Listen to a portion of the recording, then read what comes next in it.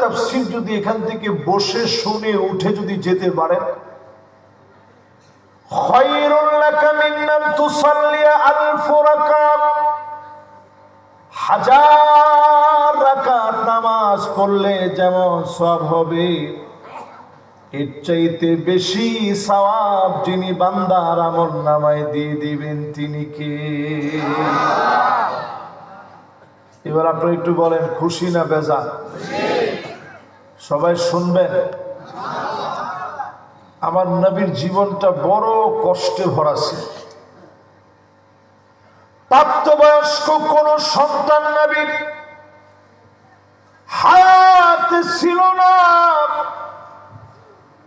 আবুল কাসেম চলে গেলেন,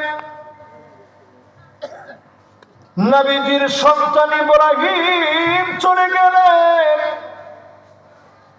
নবীজির সন্তান আব্দুল্লাহ চলে গেলেন। আবুল কাসেম আব্দুল্লাহ ইব্রাহিম, ইব্রাহিমের বয়স যখন 16 কিংবা 17 মাস হয়েছে, চলে যাওয়ার পর নবীজি দুইটা চোখ দিয়ে পানি ঝরতেছে।